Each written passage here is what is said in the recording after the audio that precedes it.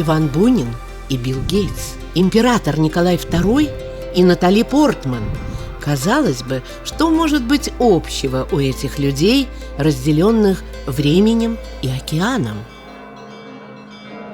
Неповторимые голоса именно этих колоколов в разные времена, на разных этапах жизни сопровождали и российских императоров, и будущих президентов Америки, и рядовых москвичей, и студентов Гарвардского университета, а среди них все те же Билл Гейтс и Натали Портман, и выдающихся профессоров лучшего вуза американского континента, и насельников древнего Свято-Данилова монастыря. Вот они связывают нас с нашим прежним монастырем, с нашим братством. Вот они звучали тогда, когда уже многие колокола в Москве умолкли, когда уже многое рушилось. И даже вот тот факт, что под их звон хоронили Гоголя или Третьякова, Рубинштейна, для нас это наши корни. Колокола Свято-Данилова монастыря покинули Советскую Россию в 1930 году. Почти 8 десятков лет они занимали почетное место в башне Лоуэлл-хаус на территории Гарвардского университета. Мы любим эти колокола, а для меня они всегда будут как старые друзья. Связь с ними навсегда останется. 80 лет – это огромный срок для государства с менее чем 300-летней историей. Поэтому переговоры о том, кому же должна принадлежать эта реликвия, неоднократно заходили в тупик. Они говорили, что колокола получены законным путем, они являются собственностью университета уже не одно десятилетие. Даже если бы и хотелось их вернуть, нельзя игнорировать традиции. Кроме того, конечно, звучал один очень непростой тоже аргумент, что хорошо, мы вернем колокола, что будет дальше? Вот эта реликвия окажется снова на своем месте, но в России постоянно что-то меняется, и она может бесследно исчезнуть в каких-то бурях исторических. Тут действительно ничего не скажешь. Первая историческая буря, в которой удалось устоять лишь одному колоколу из этого набора, нагрянула при правлении Петра I. После поражения русских войск в битве со шведами под Нарвой нашей армии отчаянно требовались новые пушки. Петр I издал указ о переплавке колоколов на орудия. Тогда Данилов монастырь лишился половины своей звонницы. Один из самых древних колоколов на нашей колокольне – это подарок царя Федора Алексеевича, 1682 год.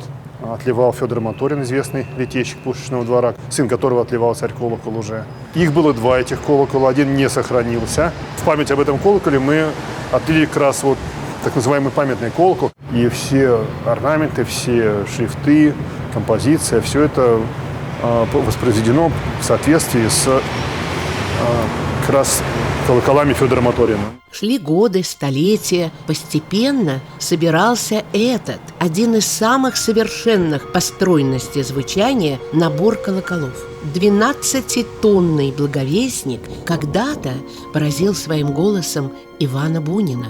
Он написал: в прекрасный сентябрьский вечер шел в Данилов монастырь. Когда подходил, ударил большой колокол. Вот звук золотой, глухой, подземный. Колокол отливался из нового сорта меди. Благодаря этому он получился очень качественный. То есть звук настолько плотный, он пробирает человека насквозь как-то. Он весь исписан тоже какими-то надписями. Самые старые относятся к 1907 году, который как раз этот колокол был поднят сюда на колокольню. И тут же рядом находятся уже более поздние надписи студентов, которые учились в Гарварде. Это шрамы, которые оставилась история на колоколе. Вся она здесь присутствует фактически.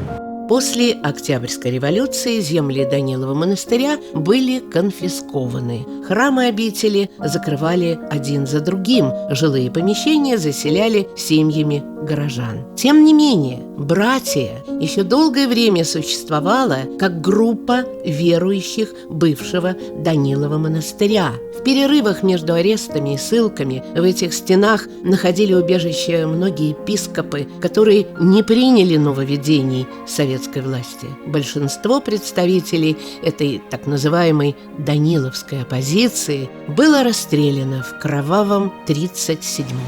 Наш монастырь закрывался последним в Москве, и вот фактически все это время здесь продолжалась и жизнь богослужебная, и звоны. Там шли жалобы в местное отделение милиции в 25 году, например, о том, что вот звон мешает работать, там требуем его прекратить, но звоны продолжались. Антиколокольная кампания развернулась с полной силой в 20-е годы. Сначала вышло постановление, запрещающее бить в набат. Далее последовали ограничения и обычных церковных звонов. В 1925 году Данилову монастырю было предписано в будни звон по 5 минут в малый колокол, а в праздники и церковно-престольные по 7 минут в большой колокол и трезвон 9 минут. А 30 января 1930 года колокольные звоны в Москве были запрещены окончательно. Преподносилось это как шаг навстречу просьбам трудящихся. В действительности причины были не только идеологические, но и экономические. Колокола на нужды индустриализации. На рубеже 20-х и 30-х годов этот лозунг стал одним из самых популярных. Даже лавра не уцелела, Сергиева лавра целиком. Из сохранившихся подборов мы имеем только целиком сохранившихся. Это Псково-Печерский монастырь, это Ростов-Великий, это Вологодский Кремль и Даниловский набор. Все. Страна, ставшая на путь ускоренной индустриализации, отчаянно нуждалась в цветных металлах. Дефицит олова, меди был полностью покрыт переплавленными в ту эпоху колоколами. Часть металла шла на производство электроприборов, оборудования, настройки века, часть на отливание барельефов с изображениями новых советских идолов. Некоторые колокола превратились в котлы для столовых. Похожая участь могла ожидать и набор Данилова монастыря. Тяжелые и трудные 30-е годы колокола были сняты, были выставлены на продажу как металлолом, но нашелся благотворитель Соединенных Штатов Америки, который купил полный ансамбль звона и передал его в Гарвардский университет. Имя этого благотворителя – Чарльз Крейн. Личность незаурядная и крайне противоречивая. Ему приписывают и попытку спасения семьи Николая II, и связи с Троцким, и огромное влияние на политику западных стран на Ближнем Востоке, и финансирование Сунь Яцена в Китайской революции. Чарльз Крейн – политический деятель, предприниматель и филантроп. Представитель одного из богатейших семейств Америки.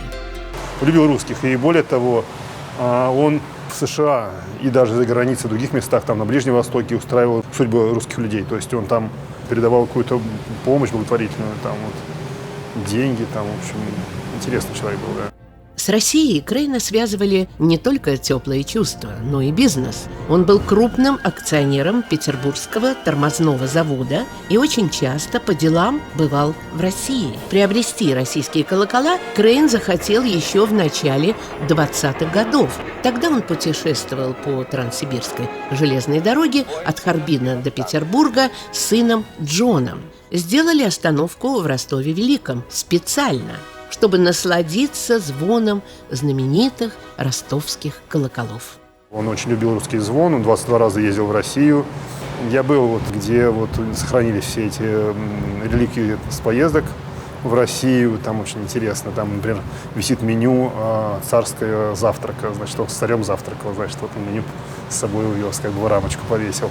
В 1928 году Крейн отправил в Советскую Россию византолога и арт-дилера Томаса Витемора с заданием добыть колокола Новгорода или Ярославля. Очень скоро Витемор выяснил, что реликвии, которые он разыскивает, уже уничтожены. Зато пока еще уцелел в полном составе колокольный ансамбль закрывшейся Даниловской обители, и есть возможность его приобрести. Вскоре 18 колоколов Данилова монастыря были проданы Чарльзу Крейну за $20 тысяч. В те годы это была немалая сумма, за которую в Америке можно было приобрести пару особняков с большими участками земли. И их доставили по железной дороге до Ленинграда, и оттуда уже пароходом в Нью-Йорк, а оттуда там уже в Бостон. Так, для колоколов Данилова монастыря закончилась история российская и началась новая американская жизнь.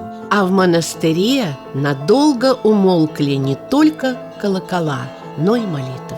Был арестован наместник обители архимандрит Тихон, у братьев отобраны ключи от всех построек. В 1930 году в стенах монастыря начал работать приемник-распределитель для детей расстрелянных. А еще через год во дворе установили памятник Ленину. У нас не сохранились, предположим, мощи основателя монастыря князя Даниила, только частиц, которые опять-таки прибыли из США. Многого не сохранилось. Даже колокольня была снесена в значительной степени. Осенью 1930 года даниловские колокола прибыли в Америку.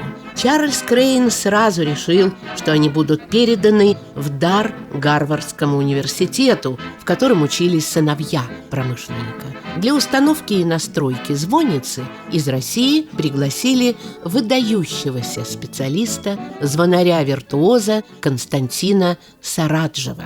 Там Сараджев, вот это известная история, когда он пытался настраивать там колокола, у него был уникальный слух, совершенно уникальный. Константин Сараджев был сыном выдающегося дирижера. Колоколами он был одержим, поражал специалистов своим уникальным слухом. Сам же он утверждал, что обладает истинным слухом, то есть способностью слышать всем своим существом звук, издаваемый не только предметом колеблющимся, но и вообще всякой вещью, звук кристаллов, камней, металлов, и сравнивал себя в этом с Пифагором. Вот этот вот колокольчик, конец 18 века над нами прямо. У Константина Сараджева было свое мнение. Он говорил, что этот колокол назывался постовой здесь, в Даниловом монастыре, но он не хотел его иметь в наборе. Этот колокол в итоге был перенесен за реку в школу бизнеса, ну и там вот находился все это время за жалюзями, даже его не было видно толком. Отношения Сараджева с американской стороной не сложились. Руководство университета раздражало его эксцентричность, а того, каким способом он настраивал колокола, они и вовсе не смогли выдержать. Был еще один колокол, который тоже ему не нравился в наборе, он потом его начал зубилом обтачивать, там, скалывать что-то, из чего, собственно, и был отправлен обратно в Россию. Владельцы не поняли этот жест, как бы. Обвиненный в порче имущества, Константин Сараджев пережил нервный срыв, а потом вернулся на родину, но работу свою он все же выполнить успел. Колокола были готовы к использованию, и 1 января 1931 года город Кембридж, где расположен Гарвардский университет, впервые услышал их звон. Тот подбор даниловский, настоящий, исторический, который у них был, он их немножечко не устраивал по звуку. Потому что у нас в России звон не мелодический, то есть мы не играем на них мелодии. Наш звон, он ритмический в основном. А американцы хотели играть на этих колоколах в Гимн Америки, еще что-то. То есть им нужны были чистые ноты, а у них их не было. Русский звон, непривычный для уха американцев, восторга ни у кого не вызвал. Газета «Бостон Американ» написала 30 тонн металла и ни одной ноты. В 1933 году новый президент Гарварда Коннот запретил звон первым же своим официальным актом. Через год звон вернули. Постепенно у свято-даниловых колоколов начал образовываться круг американских почитателей. После Второй мировой войны в Гарварде был организован студенческий клуб звонарей русских колоколов. Они стремились к тому, чтобы узнать больше о русском звоне. Особенно это было сложно в первые годы существования клуба. И пользовались услугами иммигрантов, приглашали священников православных на колокольню, ездили сами куда-то в Грецию, предположим, узнать, как выглядит звон в колокола там православный. В Америке набор даниловских колоколов утратил свое религиозное значение, но обрел другое, культурное. Постепенно сложились традиции звонить каждое воскресенье, в моменты торжества, например, во время выпуска студентов. А после трагедии 11 сентября ежегодно раздавался скорбный звон русских колоколов. У них есть определенные посвящения в звонари, они должны особую петицию написать, и клятва там приверженности, вот, значит, вот этой традиции, ее сохранению, и они очень ее строго выдерживают. К тому моменту, когда жизнь Гарварда уже трудно было представить без даниловских колоколов, начались изменения и в нашей стране. В первых числах ноября 1982 года был подписан указ о возврате верующим Свято-Данилова монастыря. Началось восстановление полуразрушенной обители. Колокольне нужны были колокола, о возвращении исконных тогда еще никто не помышлял. Был неплохой набор, в принципе, тоже колоколов, собранных из разных епархий. Здесь было 15 колоколов. Они были гораздо меньше, они были некоторые просто попорченные, даже с приставными ушами, с трещинами. Но более-менее как-то все это работало, скажем, как-то это звучало, в принципе. Но кроме того, что в стране были утрачены почти все колокола, была потеряна традиция русского звона. Возрожденному Данилову монастырю предстояло стать первой в Советском Союзе школой звонарского мастерства. Ну как учить, если мастеров уже не осталось?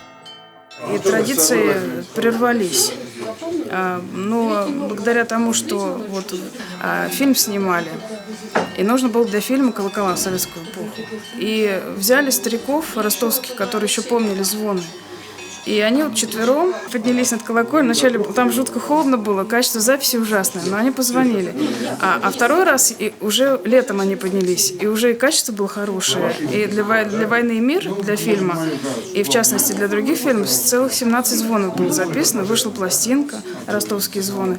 И вот то, что мы здесь звоним на курсах, это практически исторические звоны, и этим они особенно ценные. В 1985 году наместник Данилова монастыря, архимандрит Евлогий, сделал устный запрос о возможности возвращения колоколов в монастырь послу Соединенных Штатов Америки в СССР Артуру Хартману.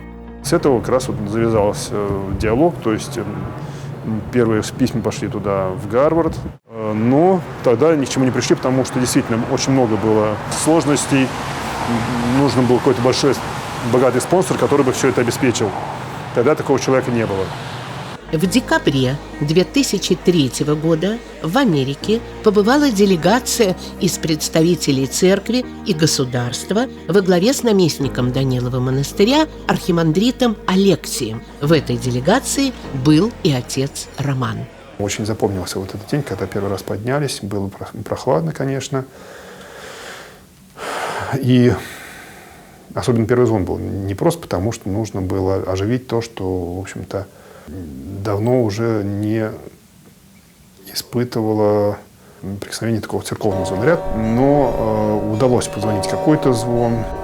Самое интересное, что после вот этого небольшого звона, он там длился, может быть, минут 5-7, в Бостоне начался какой-то страшный снегопад, снежный шторм, который занес все метровыми сугробами. Вот они сказали, ну вот русские вызвонили свою погоду. Ну и потом уже позднее, по отзывам как раз вот этих людей, которые представляли администрацию этого Лоуэлл Хауса, они между собой в тот момент как раз переговорились в первый раз вот на тему того, что, похоже, придется отдать русским колоколам, потому что все было очень аутентично. Результатом той встречи стало подписание совместного заявления, в котором американская сторона признала необходимость возвращения колоколов на родину. И вот тут этой проблемой озаботился фонд «Связь времен».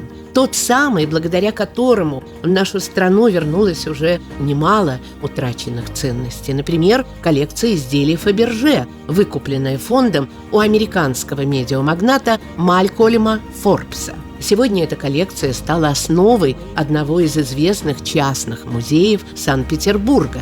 Теперь фонду «Связь времен» и Владимиру Воронченко, он же директор музея Фаберже и председатель правления культурно-исторического фонда «Связь времен», предстояло решить еще более сложную задачу по организации и финансированию возвращения колоколов Свято-Данилова монастыря.